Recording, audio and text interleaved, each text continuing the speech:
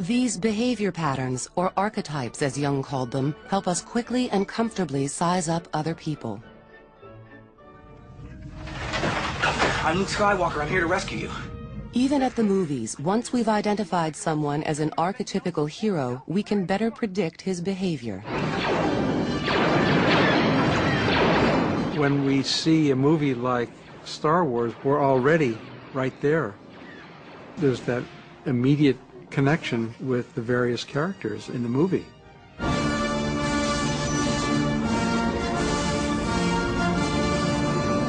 The whole idea of Darth Vader and the whole idea of archetypal evil and Luke Skywalker as the young hero, these are mythological themes. That's what attracts us to going to movies.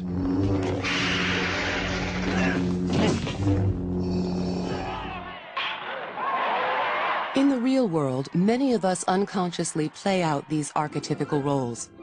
The nurturing mother, the good son, the successful business person.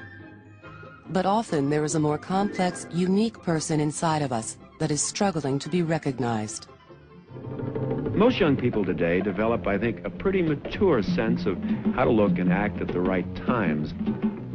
And boy, they're quick to recognize somebody who doesn't.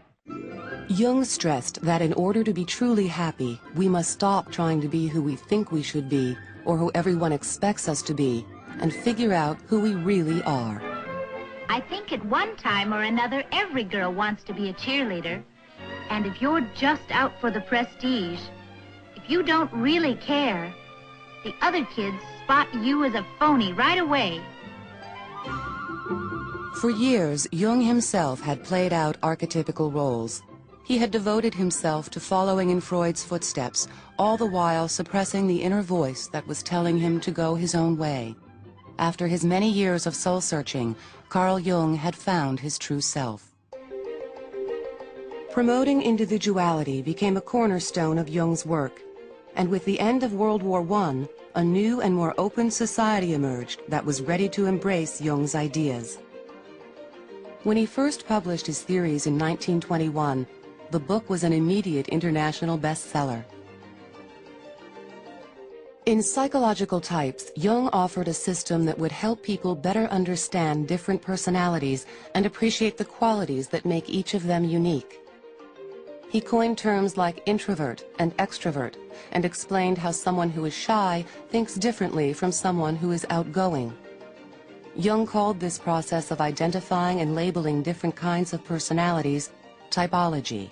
Typology helps an awful lot of explaining the difference in functioning, and that it's okay to be different, it's okay to function differently. For the public, finding out what personality type they were became the rage. And back in Zurich, Jung's workload exploded. At the age of 47, Carl Jung had become internationally famous, and patients from around the world were making appointments up to a year in advance with Jung. He had more patients than he could handle. Everybody wanted something from him. Artists and poets and writers of all sorts were attracted to him, and if they had creative blocks or they had issues with alcoholism or depression or lack of meaning, they would come to him. But Jung's popularity didn't come without its share of negative attention. In the 1930s, the world began marching to war once again. In a divided Europe, some of Jung's theories would become increasingly controversial. He wrote about the differences between Aryan psychology, Jewish psychology, and Chinese psychology. This was taken as Jung being anti-Semitic, but Jung said, well, look, any sensible person will see that there are differences in psychology between Jews, Aryans, and Chinese. Jung felt that if everyone could learn to understand each other's differences, there would be less conflict in the world. But ironically, Jung's theories were adopted by the Nazis, who twisted them to suit their own agenda. Jung sparked controversy in 1933 when he agreed to take over as head of an international society for psychotherapy. At the time, most of the group's members worked in Germany and were facing Nazi domination. Jung wrote that he wanted to help his German colleagues keep their relatively new profession alive, despite the suppression. But some viewed Jung's efforts as collaboration. At the time, Germany was the predominant country in Europe before World War II. Everything science, philosophy. So Jung felt it was very important to maintain psychotherapy in Germany if at all possible. So he worked with the Nazis from 1933 to 1940, and people have not forgiven him for doing that. Over the years, Jung vehemently denied being an anti-Semite and supporting the Nazis, but controversy remains. Toward the end of his life, Jung turned away from treating individual patients, traveling, and lecturing. A true introvert at heart, he spent increasing amounts of time at home on Lake Zurich, surrounded by his family. When his supporters began urging Jung to start an institute that would teach and spread his theories, Jung only reluctantly agreed. He had an allergy against following. He didn't want you to follow a guru. He didn't even want you to follow, Christ. He didn't want to follow. He wanted you to become an individual. So he didn't want people to follow him.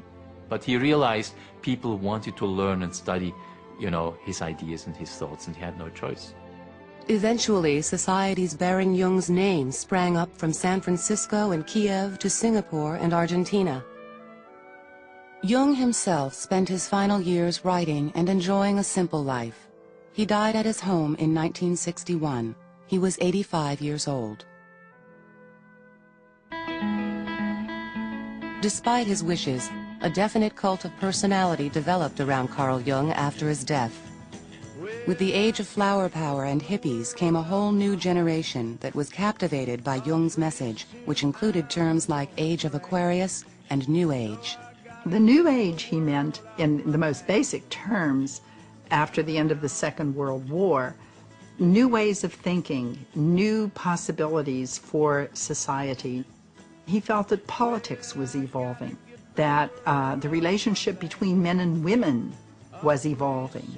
He had a sense that everything was going to change, and change profoundly.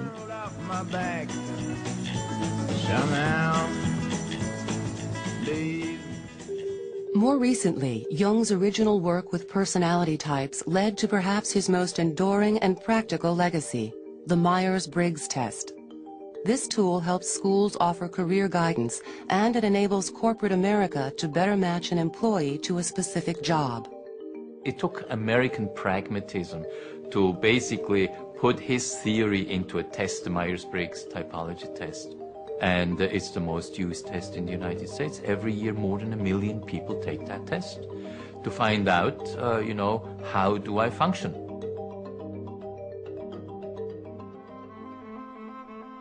Carl Jung was ahead of his time in many ways. Today, decades after his death, his once revolutionary theories are now part of the fabric of our culture. Jung has maintained and increased his popularity because he speaks to the kinds of issues in terms of meaning, in terms of spirituality that people are looking for. We are a society that values the individual more readily than ever before, and terms like introvert and extrovert are a part of everyone's vocabulary. In this way, Carl Jung himself has become part of our collective unconscious.